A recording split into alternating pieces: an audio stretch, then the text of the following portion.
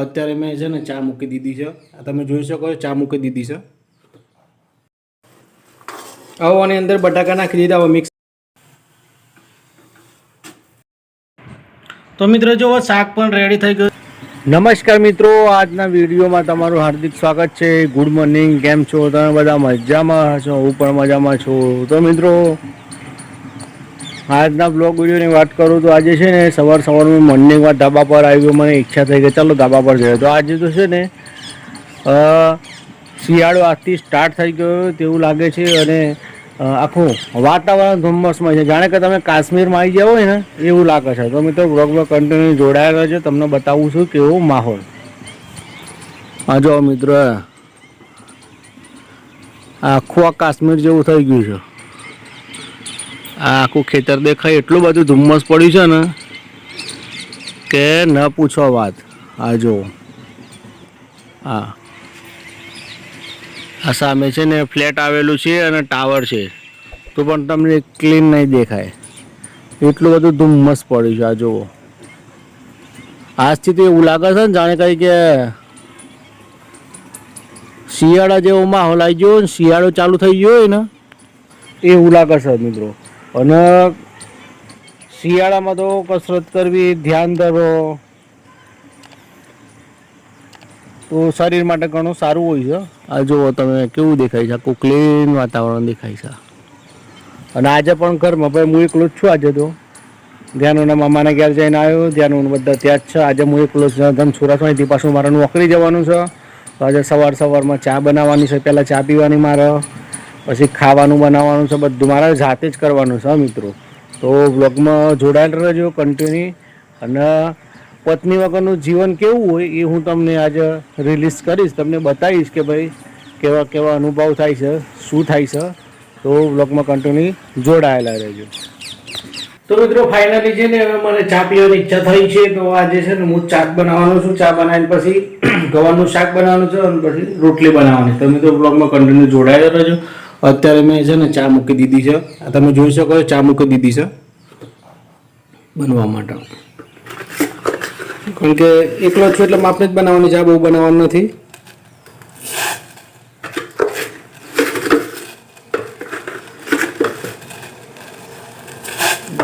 કમ શક્કર નાખવાનું.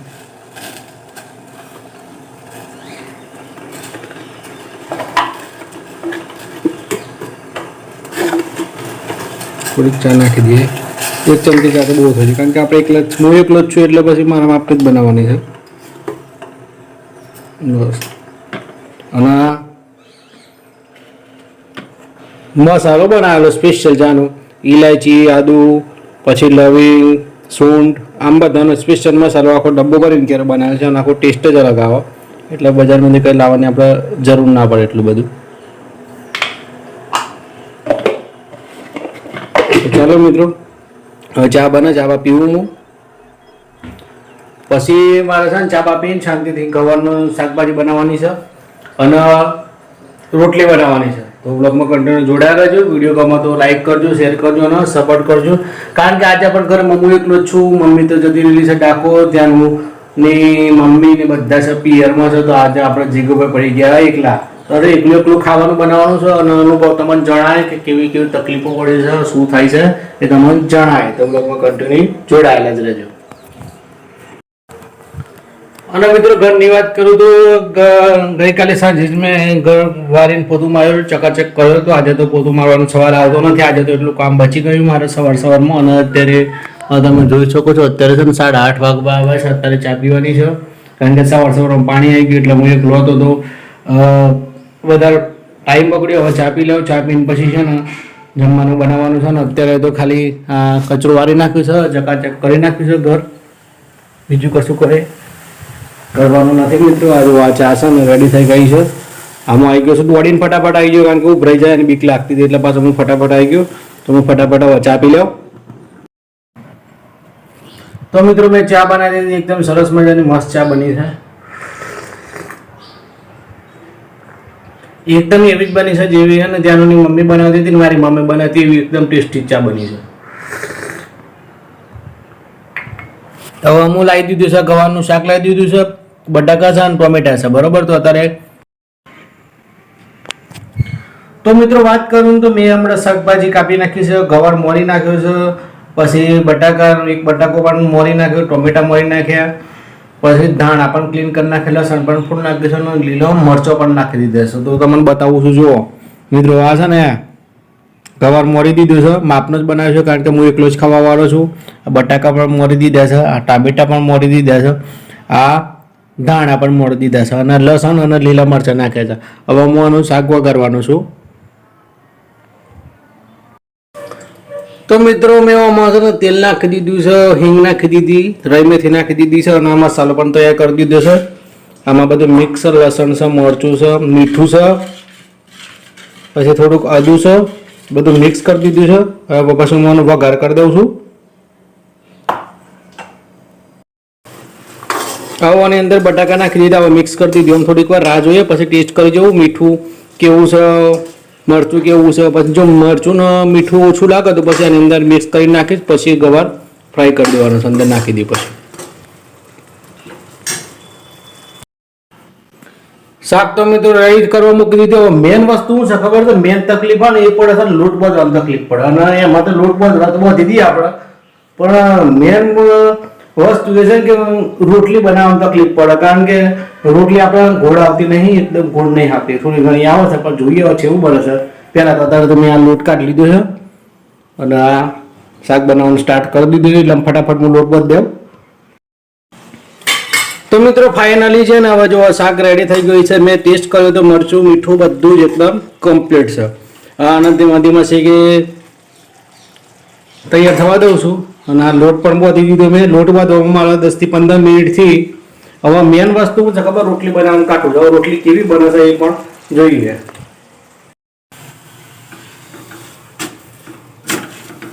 તો મિત્રો જો ફાઇનલી રોટલી બનાવતા પણ આવડી ગઈ. આ જો એકદમ સરસ મજાની બને છે, કાચી નહીં રહેતી, પાકી નહીં રહેતી. પહેલા મેં છે ને આ બધી રોટલીઓ આમાં બનાવી દીધી ભેગી કરીને, પછી છેલ્લે લાસ્ટમાં ચડાવી દીધી રોટલીઓ. જો ખરેખર આજે મને આવડી ગઈ રોટલી બનાવતા, મસ્ત બની રોટલી. જે મારી મમ્મી બનાવતી હતી ત્યાં મમ્મી બનાવતી હતી ને એવી જ રોટલી બની જાય. આજે પહેલી વાર બનાવી મિત્રો, કારણ કે વાપી હતો ને ત્યારે અમે બધા રૂમ પાર્ટનર ઉપર બધા ડેપોના બધા ડ્રાઈવરો હતા ને, તો અમુક લોટ જ હું જ બધતો તો રોટલી કોઈ દાળ નતો બનાવતો. આજે પહેલી વાર રોટલી બનાવી, પણ એકદમ સરસ મજાની રોટલી બની ગઈ છે. તમને બતાવું છું પછી. તો મિત્રો જો શાક પણ રેડી થઈ ગયું છે, એકદમ ગવારનું સરસ મજાનું શાક બની ગયું છે, અને રોટલી પણ સરસ મજાની બની છે. મને પહેલા એમ હતું ને કે એકદમ કાચી બનશે, પાકી બનશે, પરંતુ તમે જોઈ શકો છો ને એકદમ મસ્ત રોટલી બની છે, ને બધી રોટલીઓ ગોલ ગોલ જ બની છે. મને એમ હતું ને કે ભારતના નકશા જેવી બનશે, પરંતુ મસ્ત બની છે રોટલી. તો મિત્રો આજ તો મજા આવી છે. પહેલી વાર ખાવાનું બનાવ્યું પણ સરસ મજા આવી.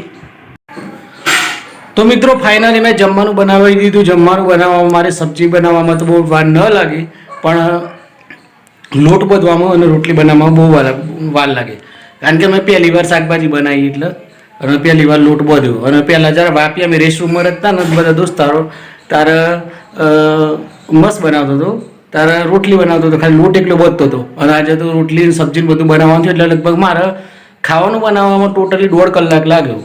અને પહેલાં તો રોટલી બનાવી દીધી, લોટ બાંધી દીધો, પછી રોટલી બનાવવાની આવી ને તો એક અંગાથી બધી રોટલીઓ પહેલાં બનાવી દીધી, 12 રોટલીઓ બનાવી, પછી રોટલીઓ ચડાવી દીધી, અને ત્યારબાદ ખાવાનું બનાવી દીધું. ખાવાનું પણ એકદમ મમ્મી બનાવો અને ત્યાં નાની મમ્મી બનાવો ને એવું એકદમ મસ્ત ટેસ્ટી આવેલું. તો મિત્રો આજે આ ઉપરથી આપણને શીખવા મળ્યું કે આપણે પણ બનાવી શકીએ જમવાનું. અને બીજી વસ્તુ કે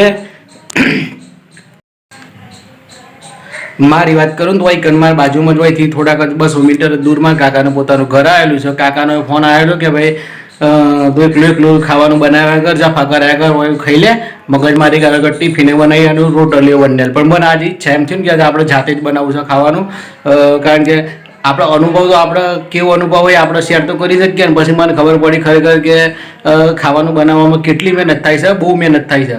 અને આપણે જ્યારે આપણે વાઈફ તમારી હોય કે મારી હોય કે ગમે તે આપણે બેન હોય કે મમ્મી હોય કે પત્ની હોય, જ્યારે આપણે ખાવાનું બનાવી આલે ને ત્યારે આપણને એમ થાય છે ને કે સારું રોટલી કાચી છે, જાડી છે, પાતળી છે, મરચું મીઠું ઓછું છે, આ છે તેવું છે. પણ મિત્રો એવું ના કરવું જોઈએ. તમે જ્યારે પોતે ખાવાનું બનાવશો ને ત્યારે તમને ખબર પડશે કે ખાવાનું બનાવવામાં કેટલી તકલીફ પડતી હોય છે, કેટલી મહેનત થતી હોય છે. અને આપણી બહેનો મમ્મી કે પત્નીની વાત કરીએ ને તો સવારથી મોડીને સાંજ સુધી એમનું ઘરનું કામકાજ હોય છે અને કામકાજ એટલું બધું હોય છે ને કે આપણે વાત જ ના કરીએ. એક બાજુ ગરમી હોય તો ગરમીમાં ચૂલામાં પાણી મેળવાનું, ખાવાનું બનાવવાનું, ગેસમાં ખાવાનું બનાવવાનું, ગેસ ઉપર ખાવાનું બનાવો, શાકભાજી વાત, છોકરો હેરાન કરો, કેટલી તકલીફો હોય છે. તો મિત્રો આપણે પણ વિનંતી કરું છું કે આપણે પુરુષોએ પણ ઘરકામમાં મદદ કરવી જોઈએ. તો મિત્રો અત્યારે તો હું નીકળું છું અમદાવાદ જવા માટે. અમદાવાદથી મારે બસ લઈને જવાનું છે, નોકરી જવાનું છે અત્યારે. તો અમદાવાદથી બસ લઈને જવાનું છે, ભાભર જવાનું છે દિયોદર. તો મિત્રો આજ તો હું નીકળ્યો છું, તમને બતાવું છું. મારું આ જો અમારો ઠેલો પણ રેડી કરી દીધો છે મેં, અને બધું રેડી કરી દીધું છે. હવે હું 5 મિનિટમાં ત્યાં કરવાનો છું. અહીંથી ધનસુરાથી 11:30 બસ છે. તો મિત્રો આજના બ્લોગ વિડીયોને છે ને તો મિત્રો આજના બ્લોગ વિડીયોને છે ને હું સમાપ્ત કરું છું. ત્યાં સુધી મળીએ છીએ નવા બ્લોગ વિડીયો સાથે.